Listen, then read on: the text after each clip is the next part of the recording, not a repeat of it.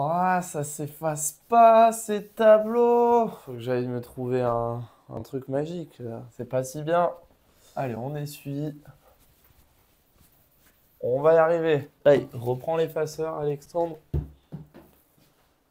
possible. Les gens vont croire que je fais exprès d'être absolument maladroit. Les pointeurs. J'ai déjà raté. C'est déjà mal centré. Ah, putain.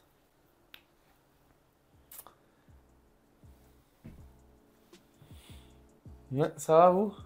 Allez, allez, on y va parce qu'à un moment aussi, faut bien se lancer. Allez, on est parti pour les pointeurs. Alors ça, c'est une notion qui est tout le temps vulgarisée et on explique tout le temps par des analogies. Ce que je peux comprendre quand c'est un étudiant débutant, le problème c'est que jamais personne n'a eu le temps de dévulgariser ça et de prendre le temps de vraiment expliquer ce qu'il se passe. Ça fait maintenant pas mal de vidéos que je tourne autour du pot en parlant de mémoire, de programme, ma vidéo sur les variables où j'explique ce qui se passe dans la mémoire, etc. Donc aujourd'hui, je pense qu'on est enfin prêt pour aborder la notion des pointeurs. C'est parti! Alors, il y a trois composantes principales qui vont nous permettre de comprendre ce que c'est un pointeur. En premier, c'est comment marche la mémoire, hein, la mémoire vive, la RAM. Donc, ça fonctionne avec une adresse et une valeur. Qu'est-ce que ça veut dire? Ça veut dire que la RAM, c'est un ensemble de cases mémoire, de petits octets, puisqu'on parle en gigaoctets. Si vous prenez par exemple une mémoire, une RAM de 8 gigas, en fait, c'est 8 gigaoctets. 1 giga, c'est 1 milliard d'octets, donc en fait, c'est 8 milliards d'octets. Et un octet, c'est un nombre, c'est codé sur 8 bits, donc entre 0 et 255. Donc pile la taille par exemple pour stocker un caractère. C'est pour ça que le type char généralement va faire un octet dans la plupart des ordinateurs. Et donc chacune de ces cases mémoire, elles doivent être numérotées pour qu'on puisse les identifier avec une adresse unique. Vous imaginez une avenue. Tiens, par exemple, l'avenue des Champs-Élysées, voilà, au hasard, c'est pas du tout, je dis pas du tout ça parce que j'y travaille. Et bah, l'avenue des Champs-Élysées, elle est numérotée. Chaque maison et chaque appartement a une adresse, tout simplement, puisqu'on doit pouvoir les identifier. Alors, je vous rassure, dans les adresses de la mémoire, il n'y a pas des bis, des terres, des quaters ou que sais-je. C'est juste les numéros qui se suivent. Donc, par exemple, le premier octet, son adresse c'est 1, le deuxième octet, son adresse c'est 2. Et je ne sais pas, le 28 millième octet, bah, son adresse, ça va être 28 000. Je dis ça au hasard. Donc, effectivement, une adresse, elle est unique. En revanche, la valeur qui est à cette case mémoire, donc je vous disais un nombre, puisque tout dans la mémoire, au final, c'est juste des octets et donc des bits, une suite de 1 et de 0.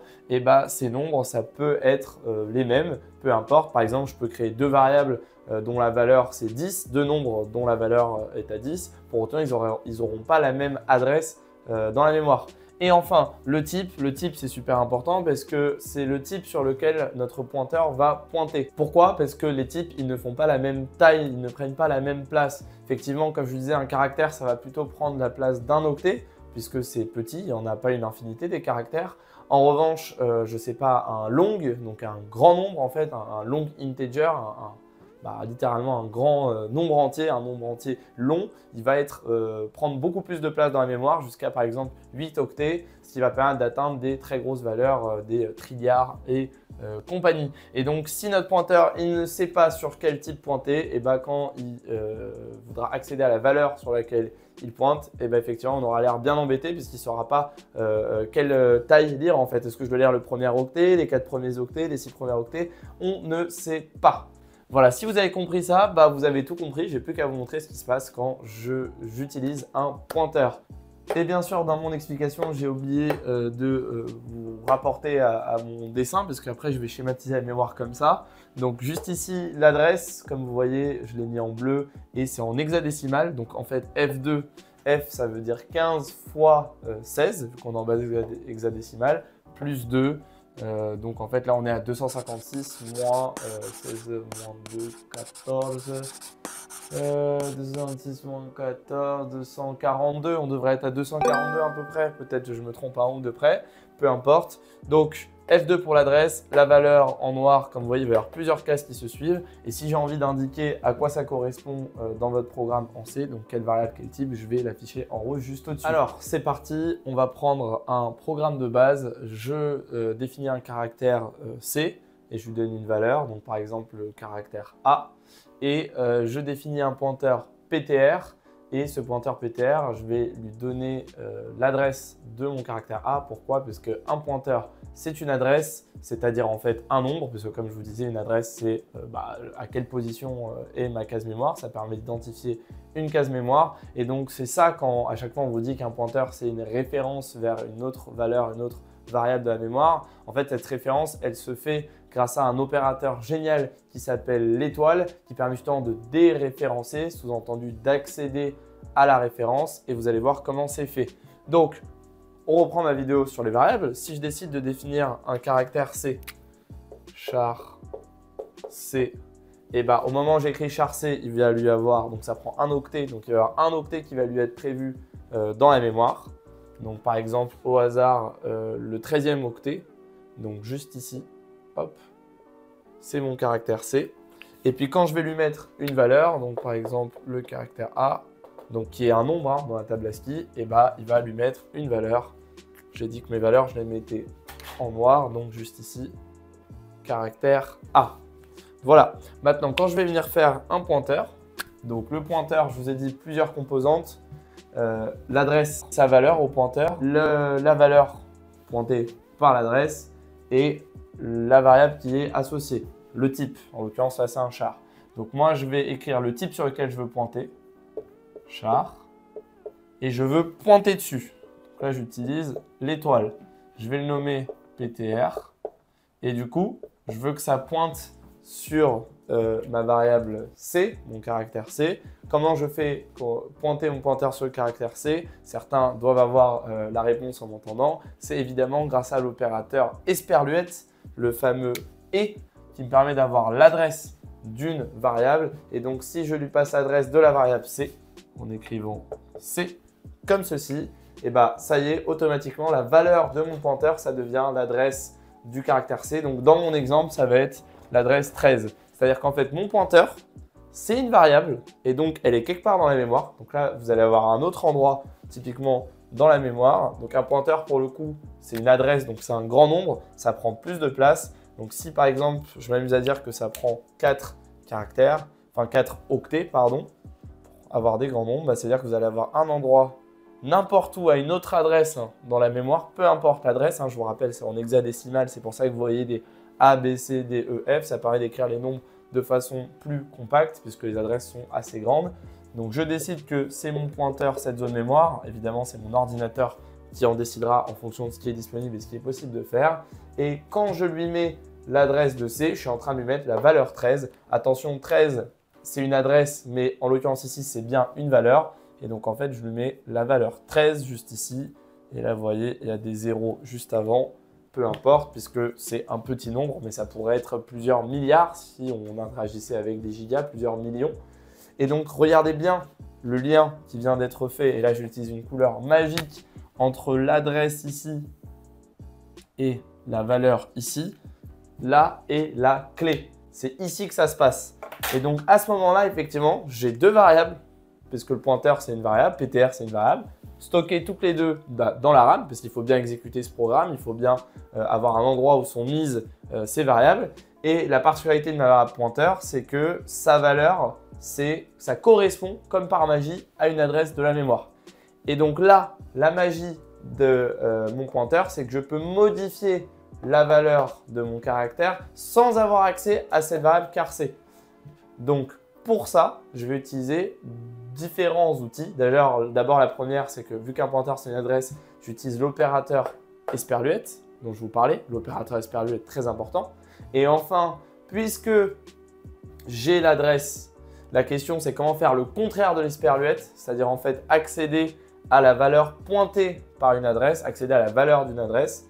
Mon pointeur dit, bah moi, c'est 13e case de la mémoire. Si je veux lire cette 13e case de la mémoire, j'utilise un opérateur magique qui s'appelle l'étoile. Tac.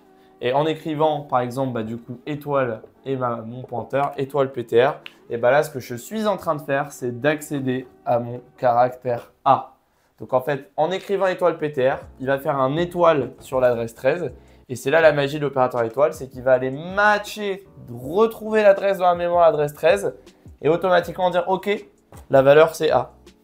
Et donc si j'affiche étoile PTR, bah, ça va m'afficher A, mais je peux aussi changer la valeur. Imaginons que je veux que A devienne le caractère A, juste ici ça devienne le caractère, je ne sais pas, 0 ou 3 par exemple. Et bah, je vais écrire étoile PTR. J'accède à la valeur pointée par mon pointeur. Donc, entre guillemets, je déréférence cette adresse 13. J'accède à la référence, à l'adresse 13. J'accède à la valeur. Et maintenant que je suis sur cette case mémoire là dans la valeur, je pourrais même le mettre entre parenthèses. Là, je suis ici. Et bah, à ce moment-là, je peux changer la valeur avec égal opérateur d'assignation et lui mettre un autre caractère. Et là, en un rien de temps, sans avoir touché à mon caractère C, je viens automatiquement de modifier cette valeur. Et maintenant, c'est le caractère 3. Et là, au moins, ça vous permet de vraiment comprendre ce qui se passe dans la mémoire. Et c'est cet exercice qu'on vient de faire ensemble, c'est ce que vous devez faire tout le temps dans votre tête ou alors même sur papier quand vous interagissez avec des pointeurs. C'est comme ça qu'on va débugger. C'est comme ça qu'on va empêcher les segfaults. Je vous renvoie à ma vidéo sur les segfaults. Et l'opérateur étoile et l'opérateur esperluette, ils sont très faciles une fois qu'on les a compris. Dans un cas, ça nous donne l'adresse. Dans l'autre cas, ça nous donne la valeur à l'adresse. Fait intéressant. Si vous vous amusiez à écrire, non pas étoile, mais esperluette, donc c'est ce caractère-là, hein, l'esperluette, esperluette de PTR, sous-entendu donne-moi l'adresse de mon pointeur PTR, et bah en faisant ça, il va aller me donner du coup l'adresse où est stocké mon pointeur, car mon pointeur c'est une variable, donc comme toutes les autres variables, c'est quelque part dans la mémoire. Et donc il va là en l'occurrence m'afficher 7A, 7 x 16, 70, 42, 112 plus 10, 122. Donc il va aller à l'adresse 122 juste ici, si j'ai envie de m'amuser à avoir l'adresse sur le pointeur. Donc voilà, entre l'étoile et l'esperluette, on peut jongler. Pour le moment, encore une fois, je ne parle pas de tableau. Ça viendra dans la prochaine vidéo et on verra notamment l'opérateur bracket. Mais la grosse utilité majeure d'un pointeur, c'est que vous allez pouvoir du coup passer un pointeur à une autre fonction, modifier sa valeur et sans rien return, sans rien récupérer, puisque ça a été changé dans la mémoire. Et bah, ça a aussi été changé du coup dans la fonction appelante, la fonction qui a appelé en fait ma fonction avec le pointeur. Voilà, c'est très imagé ce que je suis en train de dire et c'est pour ça que dans les prochaines vidéos, on va évidemment travailler avec des cas concrets et des exemples pratiques pour mettre en application cette map mentale de la mémoire et de ce qui se passe quand je déclare un pointeur directement dans votre programme et dans le code. Et voilà, ça conclut cette grosse vidéo sur les pointeurs. Je vous invite vraiment à aller la partager, je ne dis pas ça souvent, à tous vos camarades, tous vos collègues qui prétendent connaître les pointeurs et qui disent oui c'est bon j'ai compris, oui c'est bon je les maîtrise.